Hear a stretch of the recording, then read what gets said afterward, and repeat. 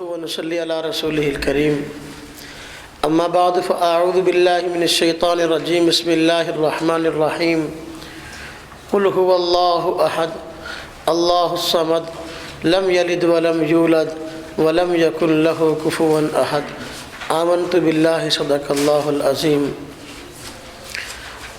عیسائی حضرات نے حضرت عیسیٰ علیہ السلام کے آسمان پہ اٹھائے چلے جانے کے بعد جہاں اور بہت سارے غلط نظریات اختیار کیے، وہاں ایک نظریہ یہ بھی اختیار کیا کہ حضرت عیسیٰ علیہ السلام اللہ تعالیٰ کے بیٹے ہیں۔ قرآن نے اس عقیدے کی تردید کی۔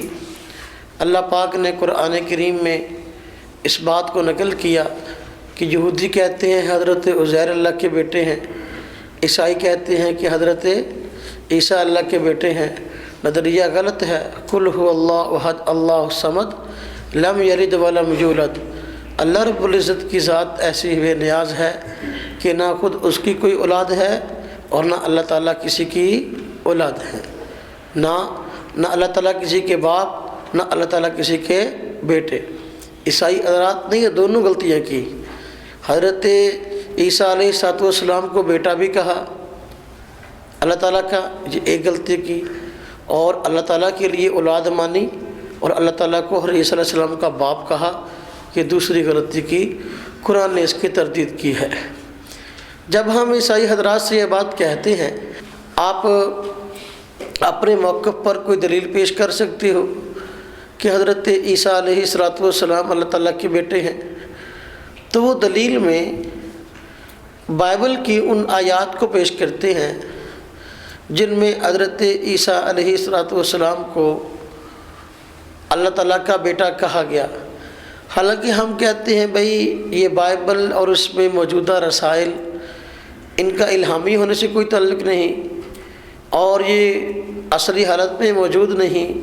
حضرت عیسیٰ علیہ السلام کے آسمان پہ اٹھائے چلے جانے کے بعد لوگوں نے اپنے اپنے انداز سے حضرت عیسیٰ کی سوانح عمری لکھی یا بعد کے حالات لکھے ہیں۔ یہ کتابیں کوئی الہامی نہیں، اور یہ کتابیں اور رسائل جن حضرات کی طرف منسوب ہیں ان کی طرف بھی یہ نسبت مشکوک ہے۔ اس لیے اس کو دلائل کے طور پر پیش کرنا جو ہے صحیح نہیں کہ بائبل کی کسی آیت کو یا بائبل کے کسی حوالے کو بطور دلیل کے پیش کیا جائے۔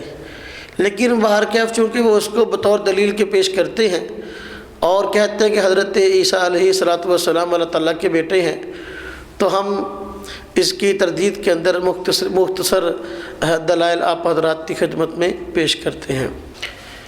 عیسائی حضرات حضرت عیسیٰ علیہ السلام کو خدا کا بیٹا کہتے ہیں اور اس پر اپنی عقل سے مختلف دلیلیں پیش کرنے کی کوشش کرتے ہیں۔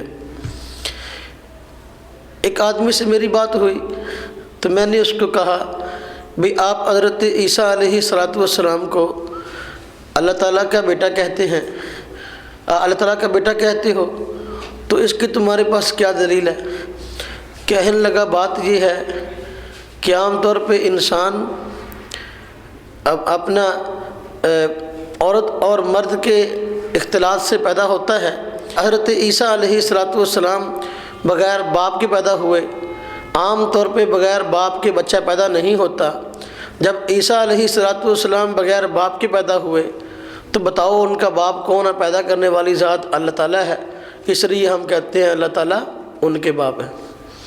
میں نے کہا بھائی بات یہ ہے کہ اگر یہی اصول لیا جائے کہ جی جس کا کوئی باپ نہ ہو تو اللہ تعالیٰ نے پیدا کیا، اللہ تعالیٰ اس کے باپ ہیں، وہ اللہ کے بیٹے ہیں، اگر یہ اصول لوگے کہ ہر ایک کے لیے کوئی نہ کوئی باپ ہونا ضروری ہے، تو اگر یہ عقل یہ کہتی ہے کہ ہر ایک کے لیے کوئی نہ کوئی باپ ہو، تو عقل یہ بھی کہتی ہے کہ ہر شخص کے لیے کوئی نہ کوئی دادا بھی ہو۔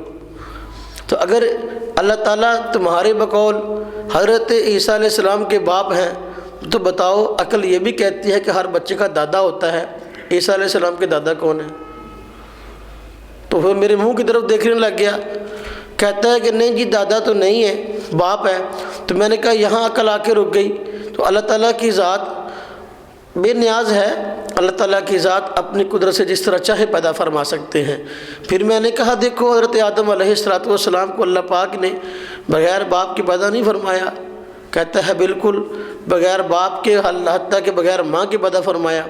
میں کہا جب بغیر ماں باپ کے ہر آدم کو پیدا کر سکتے ہیں تو پھر عیسیٰ علیہ السلام بغیر باپ کے پیدا کیوں نہیں ہو سکتے؟